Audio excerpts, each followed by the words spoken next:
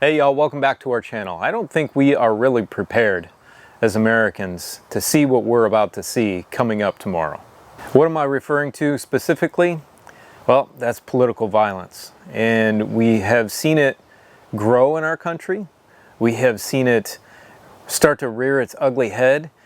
And you know, honestly, I just turned 50 this year. I've never seen anything like this before. You know, I've seen some heated debates in the past, but nothing between fellow Americans.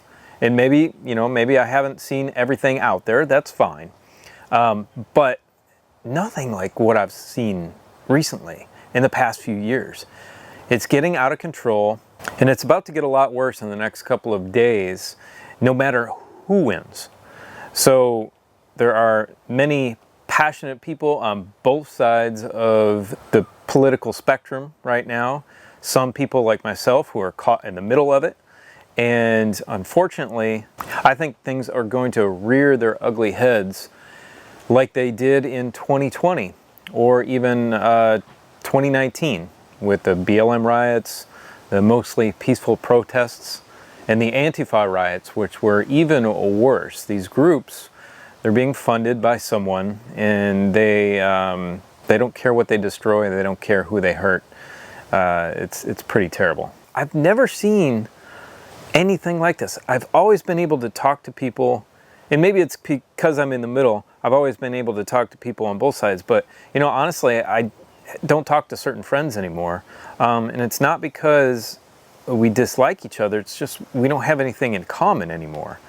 And that's sad, and it is somewhat due to a split in ideology about what's good for our country, what's not good for our country, what's right, what's wrong, and all of the above. And I'm sad about it, but there's some good people out there that I just don't agree with anymore. Now, that's not to say I don't love them. I absolutely do. And I think we all still need to love each other.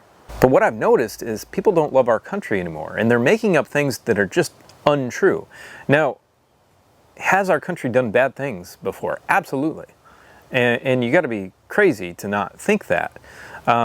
It's done bad things to our own citizens, it's done bad things to other countries and things like that.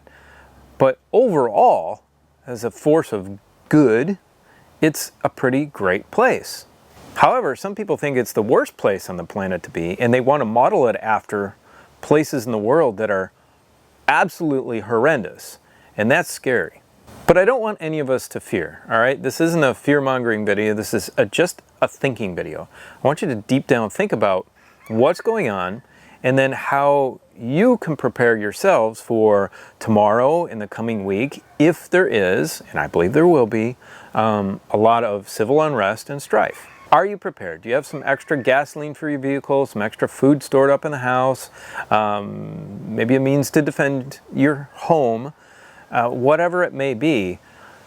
Have you put that stuff at the forefront of your thinking over the last couple of weeks in preparation for what's going to happen? Now, quite possibly, absolutely nothing will happen, and I would be super happy for that. But if it doesn't happen this time, it's going to happen soon. And that is prophetic. And this is for my Christian friends. I'll jump to that right now. There's a spiritual battle in this world. Satan is being given, or being let loose a little bit more. So the angels that are holding back those winds of strife on the four corners of the earth are being told to let it loose a little bit more, let it loose a little bit more, but don't let it loose completely. And that's from Revelation and Matthew 24. Satan is having his way with people's minds. He's having his way with causing division. He's having this way in the churches. He's having his way with whatever he wants. And he's intensifying his attacks because he knows his time is short before Christ comes again. And all of us Christians believe in the advent of Christ, meaning the second coming. So we're all essentially Adventists, right? We believe he's coming back. interpretation of how he comes back might be a little bit different between all the denominations, but we all think he's coming back, and I know he's coming back, so that is a good thing. But right before he does come back, there is so much tribulation that will be going on in the world. A ton of tribulation that we will all go through, even as Christians. Now, tribulation, remember, is different than the wrath of God, which is poured out at the end of time, which will destroy the wicked. All right? Tribulation is just a very, very difficult time that'll test your faith. So think about it, friends. Is that strife that's being sown in our country today, and kind of all over the world, but in our country, in the United States today, is that strife being sown a plan? Is it a plan to get people so angry between two different sides, one another? They're fighting each other. Will that cause an event to happen where those sides will coalesce to one? And one that is misled into worshiping the beast? And I believe the answer to that is yes. And I believe that's by design, and it's called the Hegelian dialectic, and that's when you sow strife on two opposite sides for an effect that you want to reach in the middle, or for the desired effect that you want.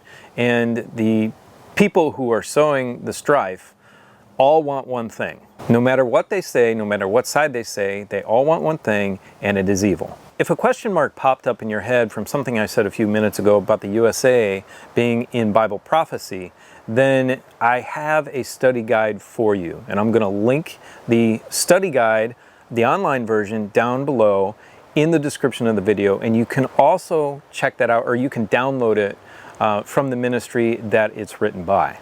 And this is based on Daniel and Revelation. It's all scriptural, so you can go check that out if you want. And friends, I want you to prepare yourselves. I want you to not only prepare like I just talked about a few minutes ago with extra gasoline, some extra food, extra water, and so on, but prepare your mind.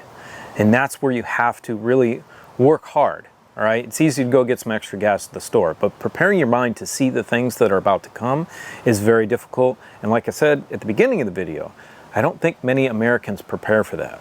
This country is so on edge, but friends, whomever I vote for, Jesus is my king. Jesus is the one that I am voting for. His word, him, and that's it. So friends, stay safe this week and into the near future. Prepare your minds, prepare a little bit at home, and study your word. Love you all. Have a beautiful, blessed day. See you next time. Bye.